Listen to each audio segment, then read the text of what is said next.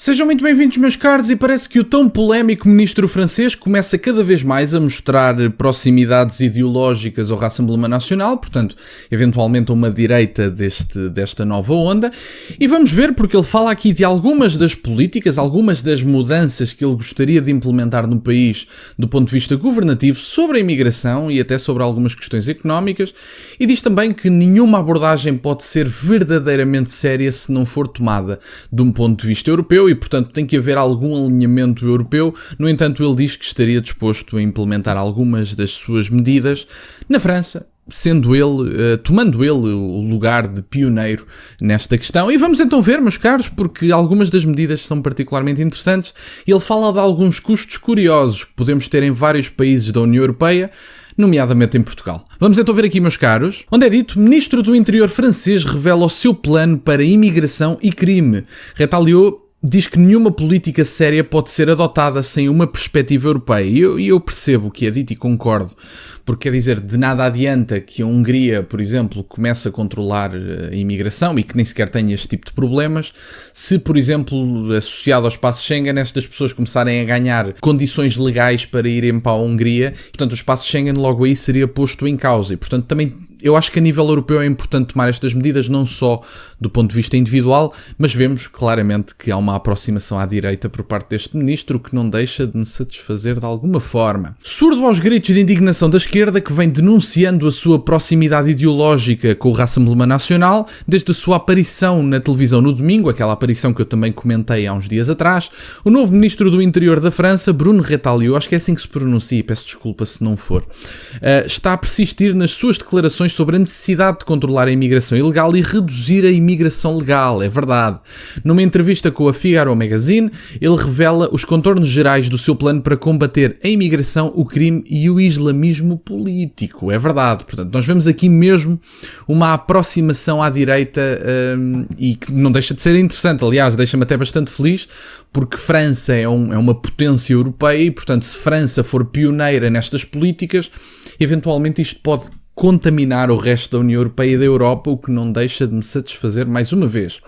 Na entrevista, o ministro dá outra olhada nas inúmeras más funções que levaram ao assassinato de um filipino de 19 anos na sexta-feira, 20 de setembro, para evitar uma repetição do mesmo cenário futuro.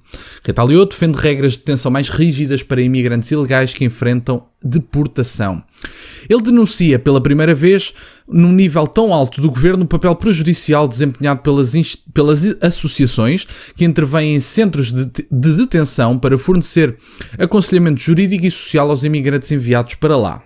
Eles são ambos juiz e parte, de acordo com o ministro, que gostaria de ver o trabalho que eles fazem a ser entregue numa agência governamental, o Escritório Francês para a Imigração e Integração. Ele também revela uma quantidade exorbitante de subsídios alocados a estas associações. 1 bilhão de euros para todas as associações responsáveis por acolher e ajudar imigrantes. Portanto, é verdade.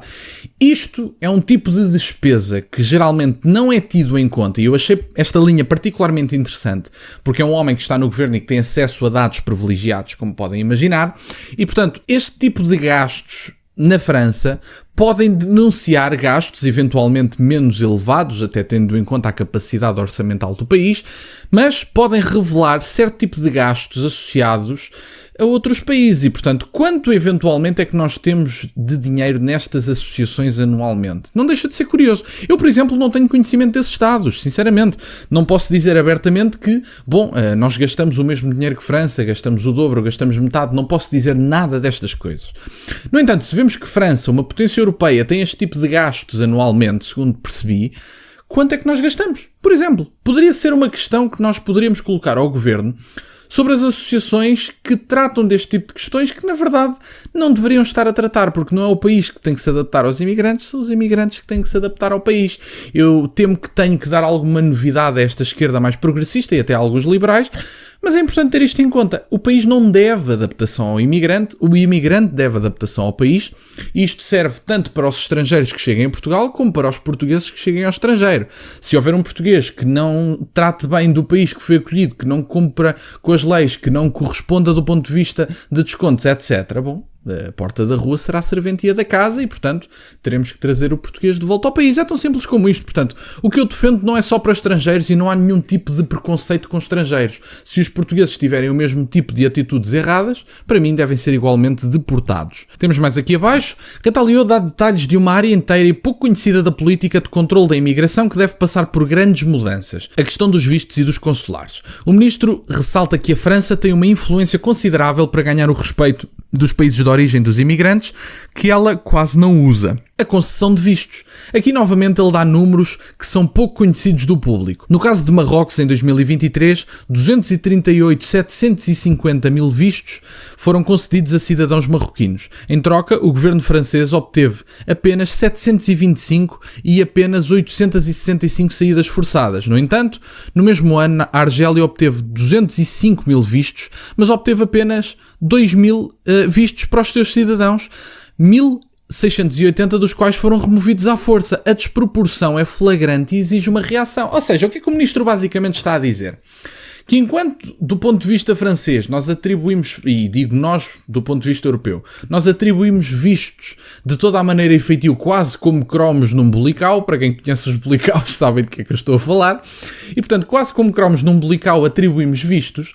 França recebe, proporcionalmente falando, dos países que enviam para cá pessoas, ou que deixam sair pessoas, ou o que quer que lhe queiram chamar, ou os imigrantes de determinados países, fornecem apenas 1/10 daquilo que são os vistos que França é capaz de oferecer e oferece. E, portanto, neste aspecto, nós vemos que, enquanto que noutros países, que eventualmente também não têm tanto interesse económico, como França, por exemplo, mas enquanto que esses países fornecem pouquíssimos vistos e não são tratados como xenófobos, racistas, preconceituosos ou o que quer que seja, eu acho que nós podemos reagir de uma forma adequada dizendo, bom, eu acho que no mínimo temos que também tratar de deportações, não oferecer tantos vistos, não há razões para isso, a economia não tem essas necessidades, isso é uma falácia enorme e, portanto, acho que há uma reação e há um posicionamento digno deste ministro que ainda ninguém no poder em França tinha tido e parece-me uma ótima posição. Ele acrescenta que nenhuma política séria pode ser perseguida sem uma perspectiva europeia. Sob a perspectiva económica, Rita Leão menciona as negociações em andamento em Bruxelas sobre um mecanismo de preferência comercial, noutras palavras,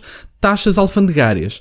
Esta é uma oportunidade histórica para exigir reciprocidade em áreas que são importantes para os europeus, ele explica. Ele também planeia pedir novamente, a nível europeu, a reforma do Return Directive, que ele acusa de atualmente tornar virtualmente impossível o retorno de imigrantes ilegais. É verdade. Portanto, meus caros, um ministro francês, que aliás foi, eu não digo que tenha sido escolhido por um acaso, obviamente, Emmanuel Macron não é parvo nenhum, e do ponto de vista da estabilidade ele escolheu um primeiro-ministro, porque a esquerda que venceu as eleições não se conseguiu entender e escolheu um primeiro-ministro tendo em conta a aprovação do partido mais votado, que foi o Rassemblement National.